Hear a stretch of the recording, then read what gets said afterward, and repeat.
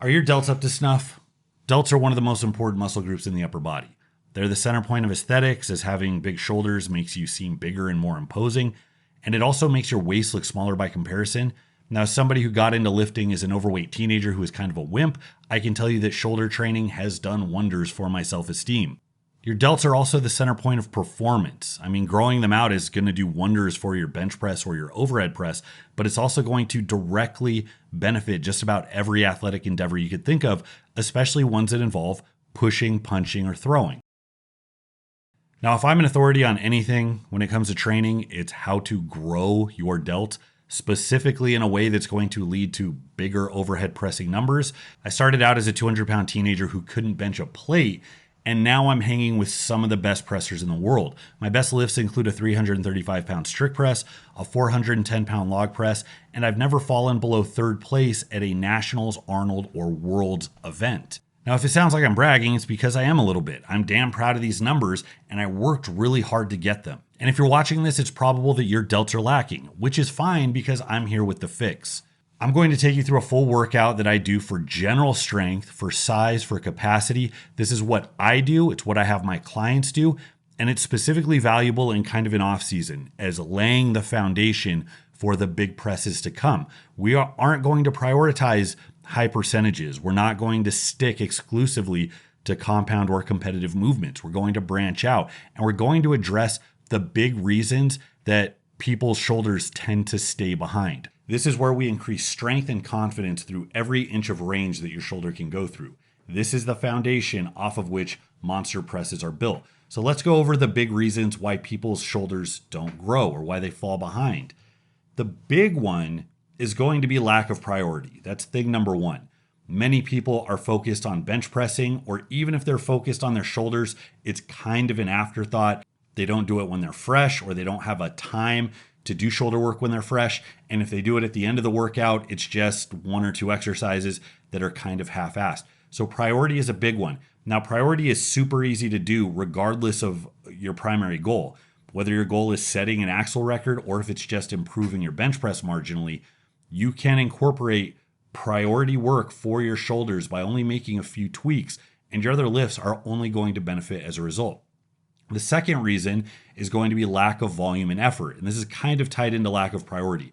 When you're not hyper motivated to attack this one thing that you view as a weakness, you're going to be very tempted to kind of like conserve energy, to not really go all out, to not spend that extra half hour in the gym chipping away at those exercises.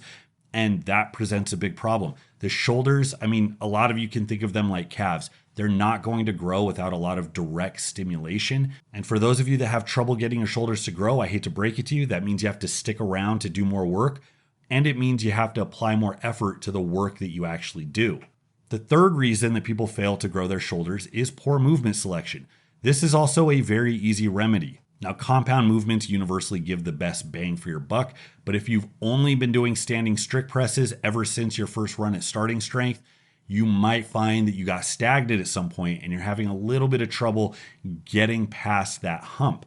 This is where alternative movements come in. Some of it is going to be valuable just because it's variety for the sake of it, and it's going to take you out of your comfort zone. That has value. With exercise selection, you need variety, but it has to be focused. You absolutely need compound movements, but there's a variety of different ways you can do compound movements that are going to carry over to your main overhead press lift.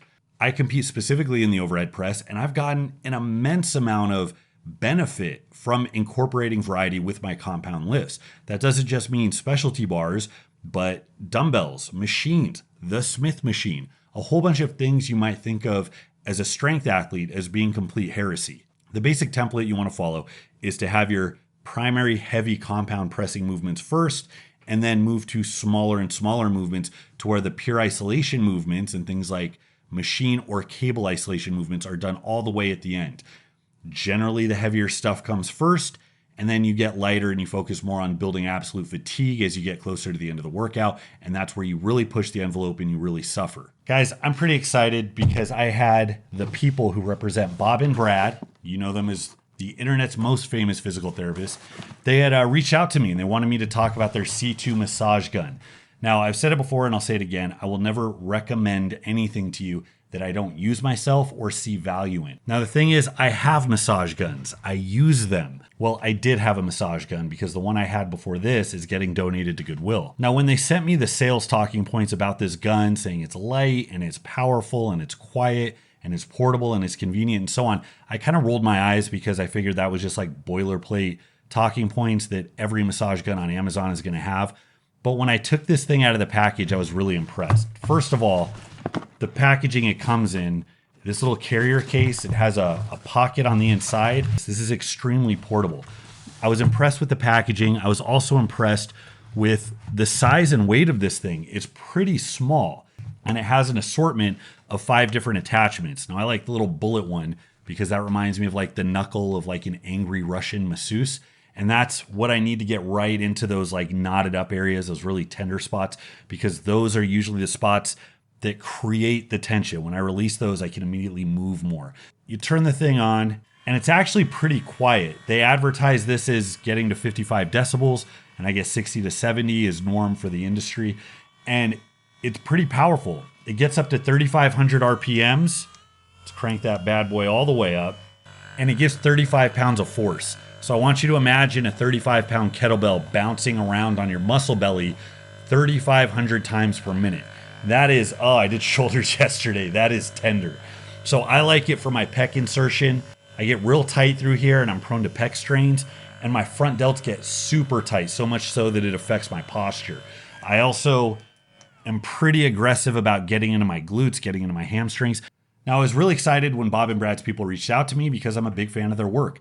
I've used them multiple times as a resource to help with self-diagnosis, to get protocols to help rehab myself. So I'm always eager to help promote people who are useful and helpful in the industry, who have authority and a track record of helping out athletes, and these guys have that in spades. So do yourself a favor, support people who support us, invest in your longevity, invest in your recovery, and go ahead and check out Bob and Brad's C2 massage gun. Now, if I were to ask you what your favorite shoulder isolation movements were, and you don't have an answer because you don't do any, that's a problem, and it's one of the easiest things to fix.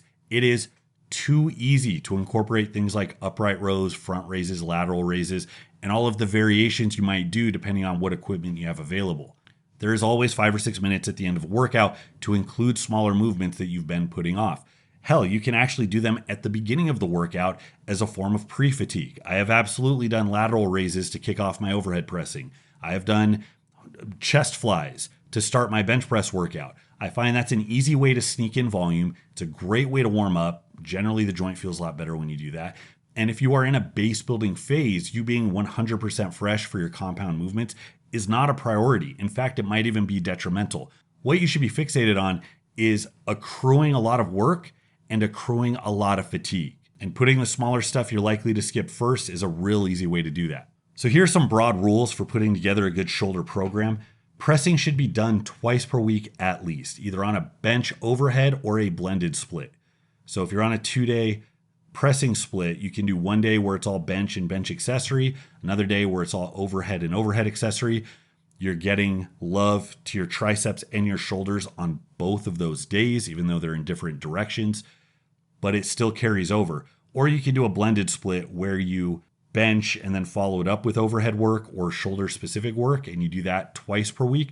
That's perfectly fine as well. And of course, you'll invert that if overhead is your primary movement. I like twice per week because it's easy to split up, so it's sustainable. Most people can handle that without issues.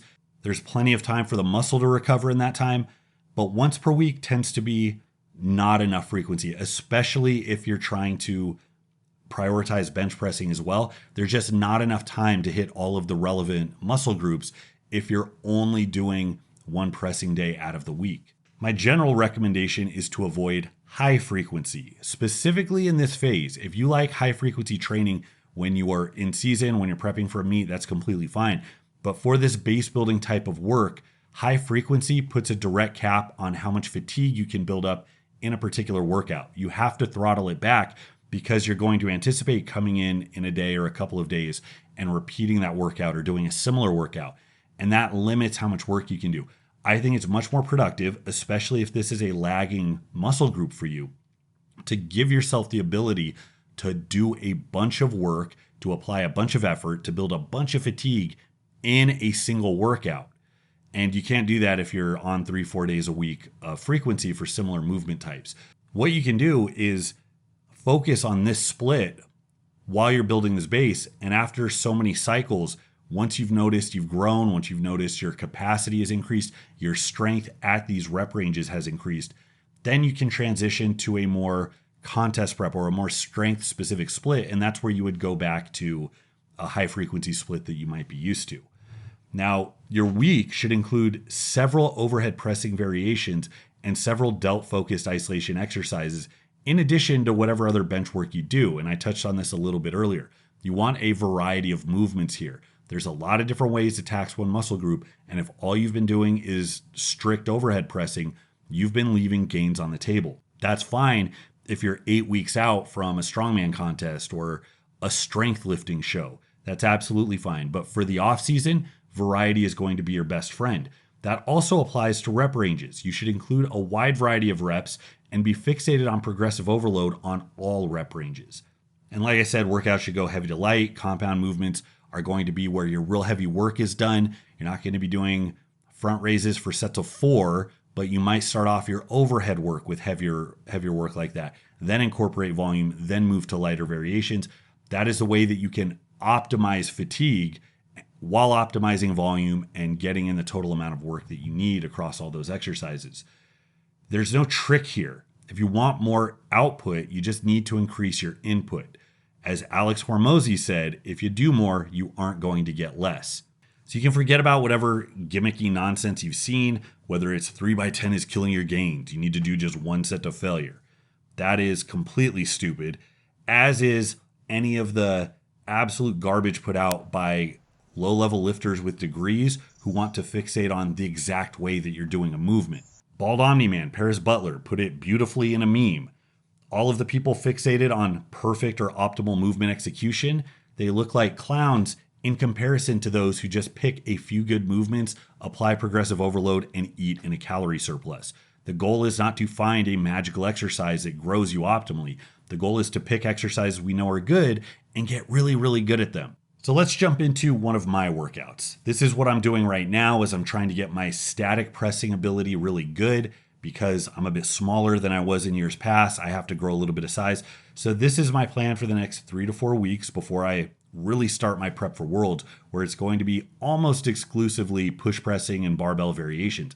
For right now, for these 3 or 4 weeks, I am absolutely killing my shoulders and my triceps. I'm doing a ton of overhead pressing, a lot of sets, a lot of work that burns. And every week I'm pushing that envelope just a little bit farther. So I've said repeatedly that push pressing is my bread and butter. It's historically been my go-to movement regardless of whatever phase I'm in. Right now I'm specifically clearing out my push press. I'm giving my knees a break. I'm giving the overload a break. Right now I'm making lighter work for me, and I'm going to wait until I see improvement here before I go back to that. So this is actually one of my favorite exercises, seated shoulder pressing. Yes, I'm a fan of standing strict presses. I've done them for years. If you've been doing standing strict presses for a long time, you will be absolutely amazed at how quickly you can improve by sitting your ass down in a bench and giving yourself that extra stability. You can push more efficiently. That means more tension on the delt, which means more strength specific growth. And because you're more stable, you can do more reps. You can go deeper into the weeds. That means more total volume, more total fatigue. So as a means of growing a muscle and getting stronger in that range, it is a very good option. It is a very underused option. So in this workout, I did a 3x5 plus variation. This is something I prescribe quite a bit. It's one of my favorite ways to get in submaximal volume work, to kind of set an easy baseline, and then to progress week to week. It gives me a number to chase. The last set is always done a failure. I try to start in the 12 to 15 rep max range, and then I add weight aggressively over multiple weeks. And without fail, by weeks 3 and 4, I'm always hitting PRs, at least relative to where I started. And it fits the volume theme. So it's cool that I get a lot of sets of 5. It's sub-max, it's practice. All of those sets contribute to total volume, but it also helps prime me for that AMRAP set. So it seems to be the kind of best of all worlds. This workout in particular, I did 205. I finished with 12 on the last set, which is not my best. I think I've done 245 or 255 for 12 seated in the past, but it's closer than I was pretty much all of this year.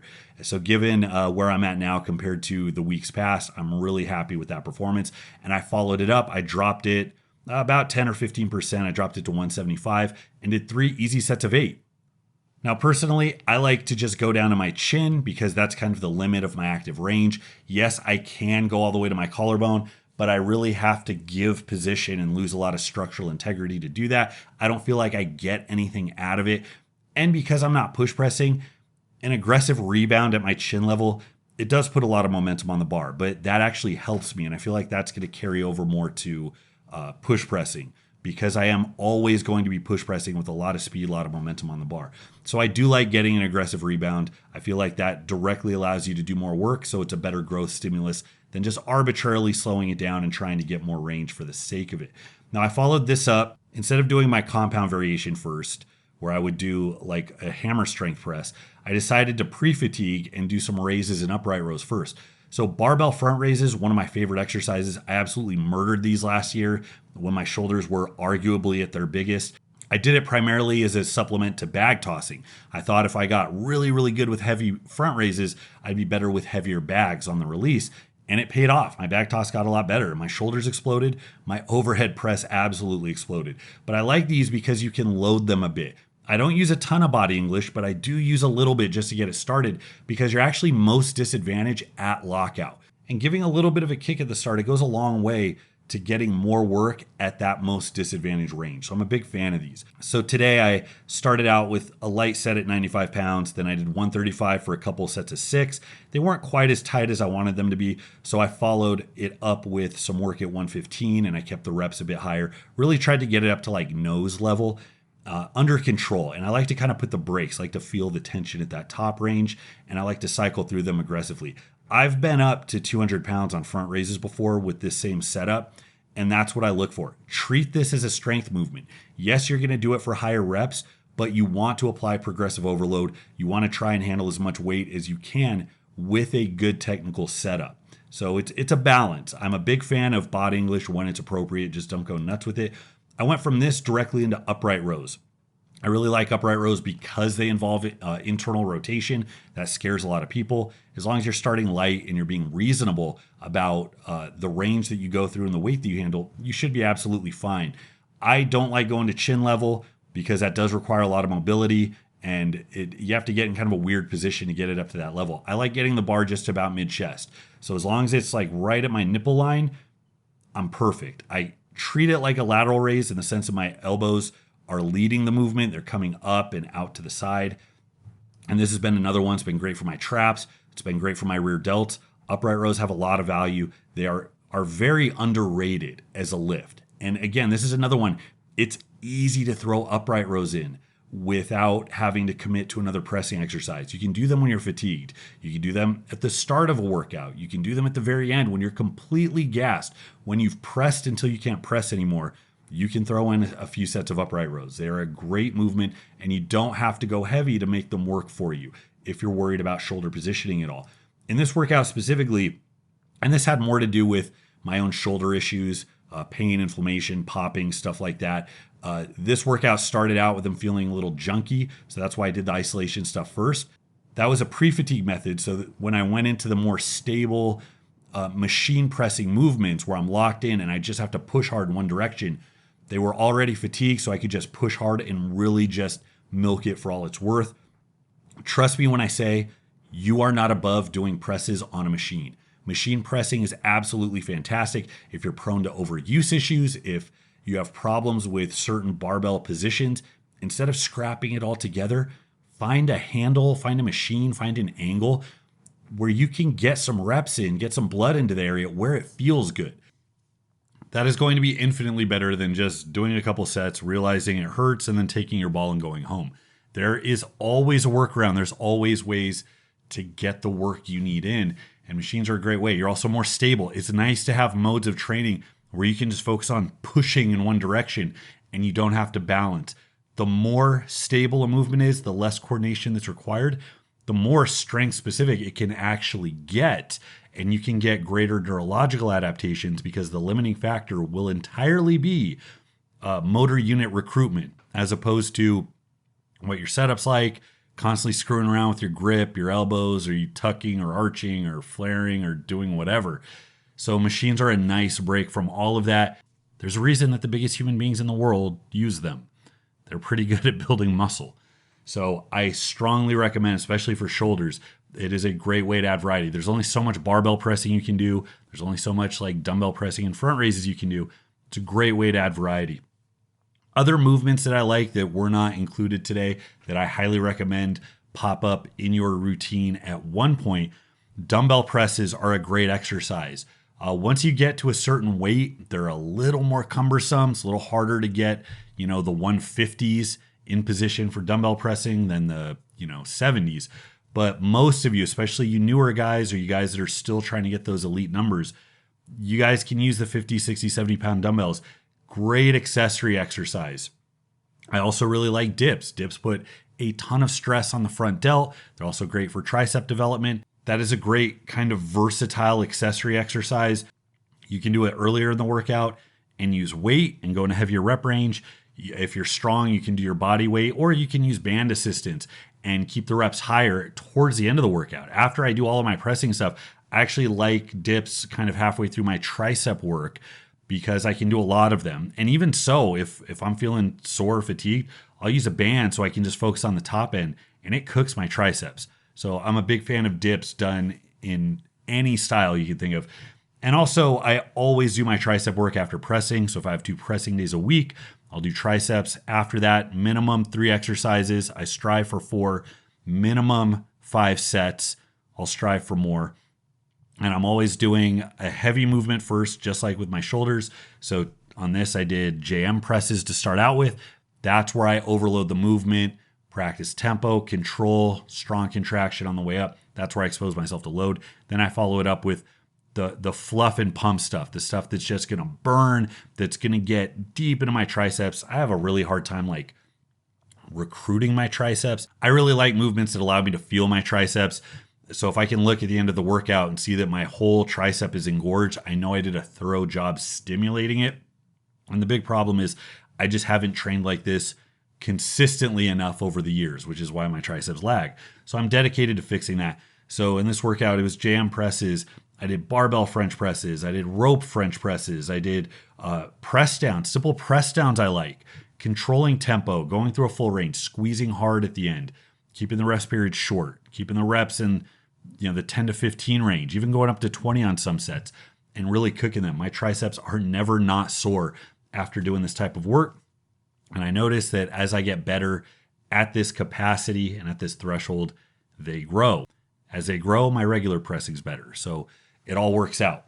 So that is my 2 cents on why your shoulders are lacking and how to fix it. Guys, don't forget to check out Patreon. That is where I upload full edited videos of my training on a daily basis. I include commentary, talk about what I'm doing and why. I also answer a lot of questions. I have a whole run of videos I'm putting out that are specifically based off of Patreon Q&A. So I try to do that on a monthly basis. I appreciate everybody's support. You can also check out the Facebook page. Base Strength is absolutely a free forum on Facebook. And if you have any questions on coaching, mentorship, if you want me to write a template for you, I offer all of that on my website, empire-barbell-store.com. And you can email me directly about it if you want more information, bromley@empire-barbell.com. Thank you so much for stopping by, guys. Until next time, this is Bromley. I'll see you.